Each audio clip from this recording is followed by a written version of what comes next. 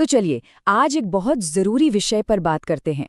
देखिए, ज़्यादातर जो फिटनेस सलाह दी जाती हैं वो पुरुषों के शरीर को ध्यान में रखकर बनाई गई है। लेकिन क्या हो अगर वही सलाह महिलाओं के लिए पूरी तरह से गलत साबित हो? आज हम इसी की पड़ताल करेंगे। जरा एक पल के लिए सोचिए, क्या ऐसा हो सकता है कि जिम में जो इतनी मेहनत की जा रही है वो असल में फायदा पहुंचाने की बजाय शरीर को नुकसान पहुंचा रही हो? ये एक बहुत ही ज़रूरी सवाल है। तो असली दिक्कत पता है कहाँ से शुरू होती है? समस्या की जड़ ये है कि स्पोर्ट्स साइंस की नींव रखने वाले ज्यादातर रिसर्च में महिलाओं को शामिल ही नहीं किया गया और बस यहीं से सारी गड़बड़ शुरू हो जाती है। अब देखिए, ये स्लाइड सच में आंखें खोलने वाली है। पुरुष और महिलाओं के शरीर में कुछ बुनियादी फर्क है। जहां पुरुषों का शरीर एनर्जी के लिए ग्लाइकोजन पर ज्यादा निर्भर करता है, वहीं महिलाओं का शरीर ईंधन के लिए फैट का कहीं बेहतर इस्तेमाल करता है। और सबसे जरूरी बात, महिलाओं का दिमाग ऊर्जा की कमी को लेकर बहुत ही ज्यादा संवेदनशील होता है। और यही संवेदनशीलता है जो कुछ बहुत पॉपुलर फिटनेस ट्रेंड्स को महिलाओं के लिए एक बड़ी समस्या बना देती है। तो जैसा हमने पिछली स्लाइड में देखा कि महिलाओं का दिमाग ऊर्जा की कमी को लेकर कितना सेंसिटिव है, अब इसी बात को आगे बढ़ाते हुए एक ऐसे पॉपुलर फिटनेस ट्रेंड की बात करते हैं जो सीधे सीधे इसी सेंसिटिविटी को चैलेंज करता है, और वो है फास्टिंग, यानी उपवास में वर्कआउट करना। और ये सिर्फ कोई कही सुनी बात नहीं है। एक्सपर्ट डॉक्टर स्टेसी सिम्स साफ तौर पर कहती हैं कि खाली पेट ट्रेनिंग करना महिलाओं के शरीर पर तनाव को बहुत ज्यादा बढ़ा देता है। इसके पीछे पक्का विज्ञान है। तो ये सब होता क्यों है? इसका जवाब है हमारे दिमाग में मौजूद किस्पेसेप्टिन न्यूरॉन्स में। इन्हें आप अपने हार्मोनल सिस्टम का मास्टर स्विच समझ सकते हैं। ये न्यूरॉन्स एक तरह के सेंसर हैं जो हार्मोन्स को कंट्रोल करते हैं। पुरुषों में इनका सिर्फ एक सेट होता है, जबकि महिलाओं में इनके दो अलग अलग सेट होते हैं जो उन्हें ऊर्जा की कमी के लिए कहीं ज्यादा सेंसिटिव बना देते हैं। तो होता क्या है कि जब कोई महिला खाली पेट वर्कआउट करती है तो एक तरह का चेन रिएक्शन शुरू हो जाता है। दिमाग को कम ऊर्जा का सिग्नल मिलता है, वो किस्पेस्टिन न्यूरॉन्स का काम धीमा कर देता है, और नतीजा, तनाव वाला हार्मोन कॉर्टिसोल लगातार बढ़ा रहता है। ये शरीर को एक तरह की इमरजेंसी सिचुएशन में डाल देता है। और ये स्लाइड इस बात को और भी साफ कर देती है। महिलाओं का हार्मोनल सिस्टम पुरुषों के मुकाबले कम एनर्जी लेने पर 2 गुना ज्यादा रिएक्ट करता है। पुरुषों में हार्मोनल गड़बड़ी तब शुरू हो सकती है जब वे 15 कैलोरी प्रति किलो फैट फ्री मास से कम लेते हैं।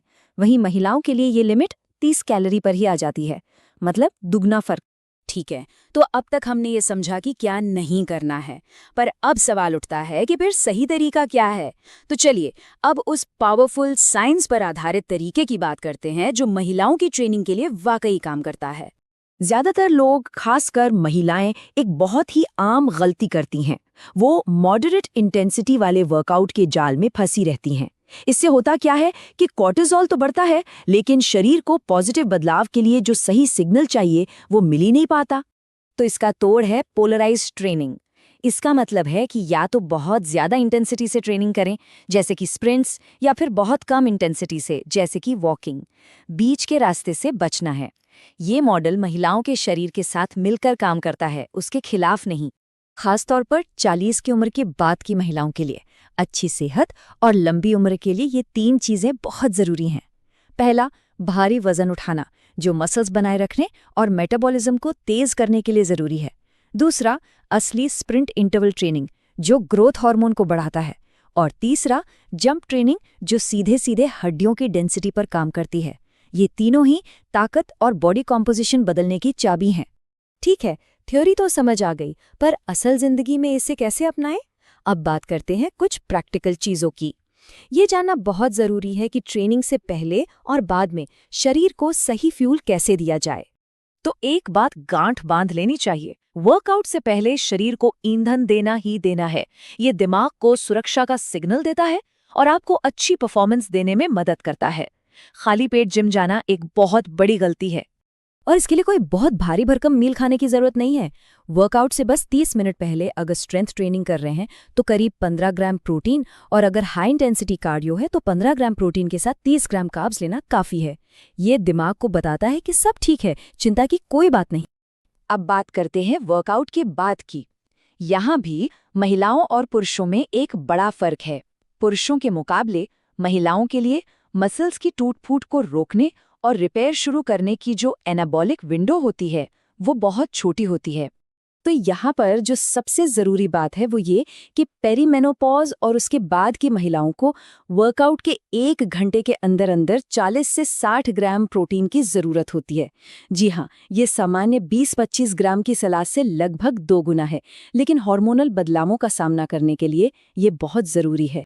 और हाँ, जब फ्यूल की बात हो ही रही है तो एक सप्लीमेंट है जिसे बिल्कुल नहीं भूलना चाहिए, और वो है क्रिएटिन।